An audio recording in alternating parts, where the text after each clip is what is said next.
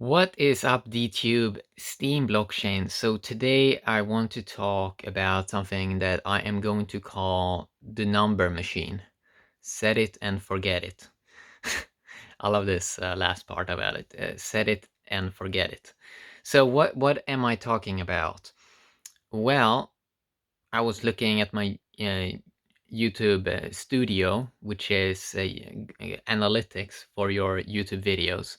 And I was kind of I was looking at the videos, and it's fairly obvious that everything is counted in numbers. The amount of clicks you got on the video, the amount of likes, the amount of dislikes, the amount of comments, it's numbers. Even the revenue that you got on the video, it's numbers.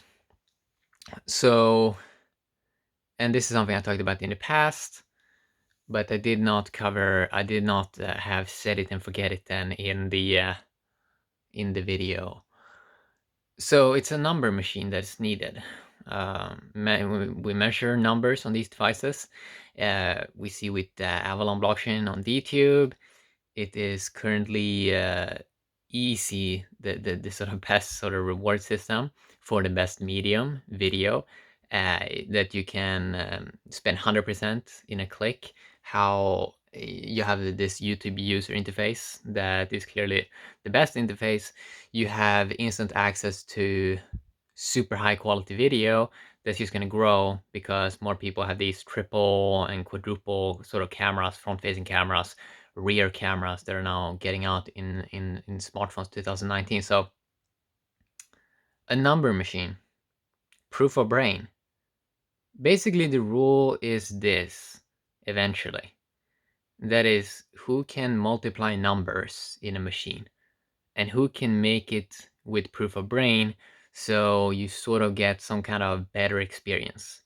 I mean, the game is just numbers, right? The game eventually becomes creating proof of brain game theory systems that multiplies numbers.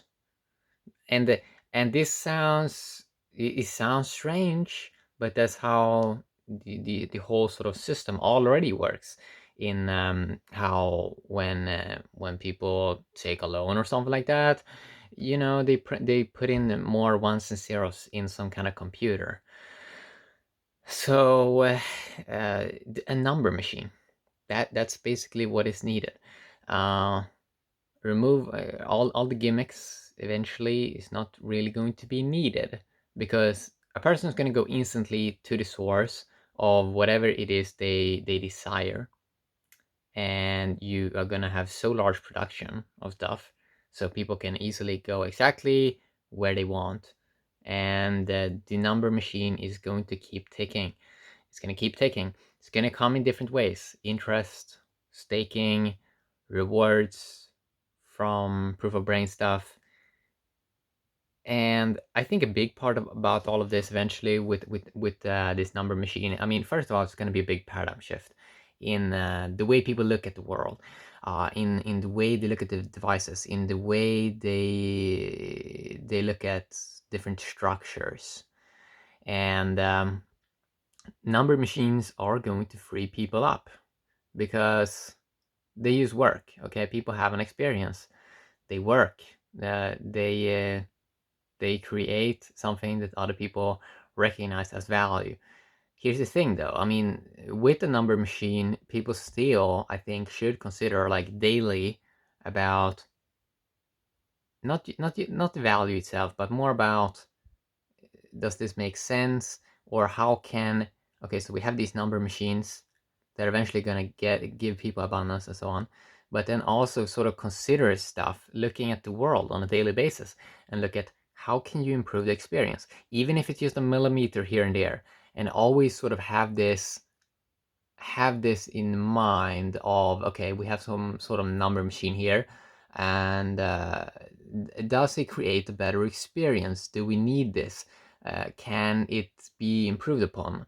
And that's basically what probably humans should sort of do, that not take value for granted, that yeah, it works now, but doesn't make sense. Is it going to work in the future? Can, you know, all of this.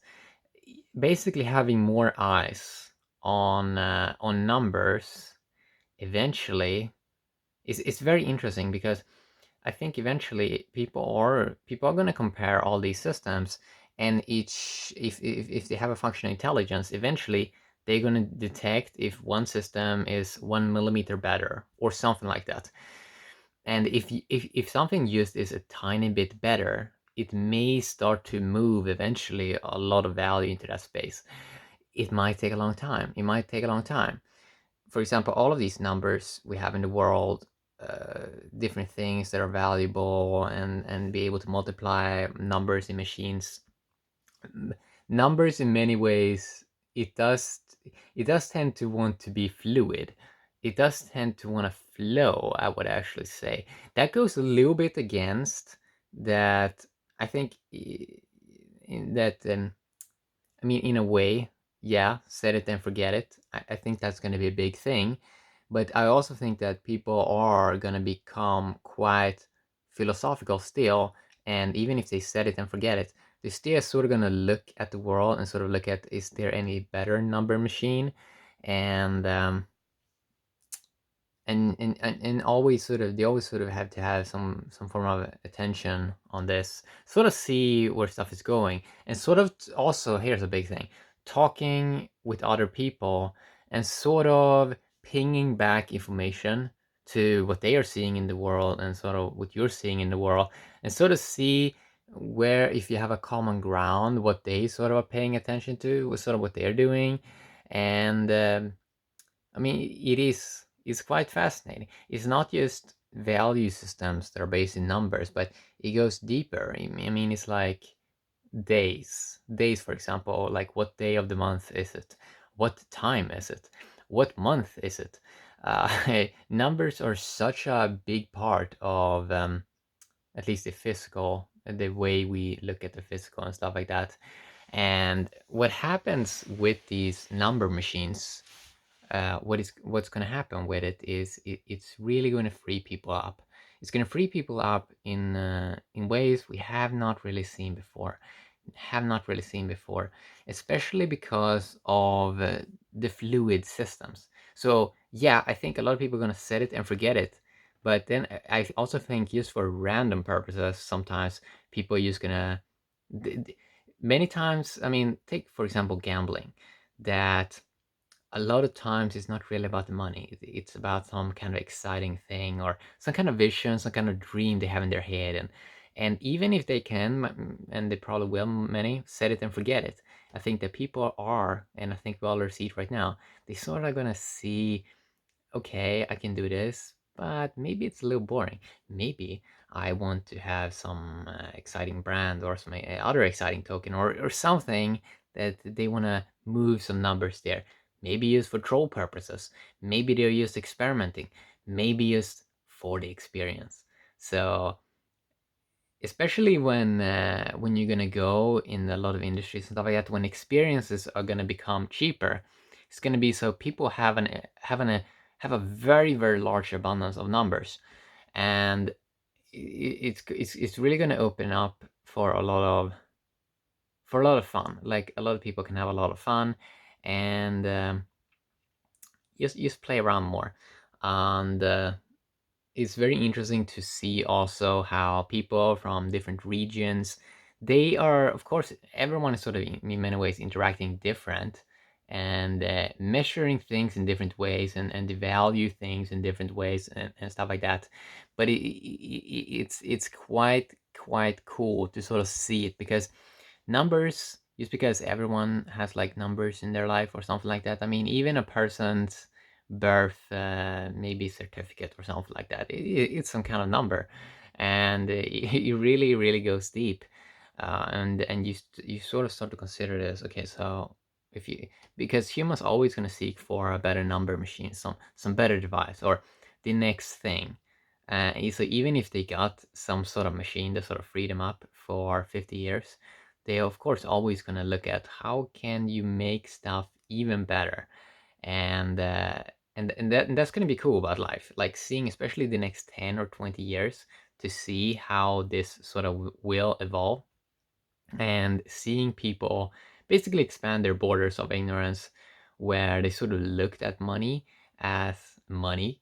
And now when it's just virtual, people sort of people are going to get confronted with that eventually, that wait a sec, a lot of this value is in the digital space, so it's some kind of numbers what makes them have value. So they sort of will eventually have to move into the geek space and sort of start to figure things out and sort of start to realize that what they knew was not some kind of reality fixed in stone, but that that thing that they used, it was not the best system. And we're probably also eventually going to realize that with number machines, that we are going to realize that we can do something even better eventually than number machines. And I think that we're seeing that where more people are going to look at just energy machines and or maybe experience machines, and sort of see how that's going to evolve. So one big thing I want is a smaller number machine with internet. I want a smaller machine that can pull numbers. Let's say you have an artificial intelligence, and let's say I want to know some number that exists on the internet. You should be able to pull down that API number and just get it to you. You don't even need to have a color display. I many times we just need to see a number. Like what, for example, if you are comparing currencies or comparing different dates, if you are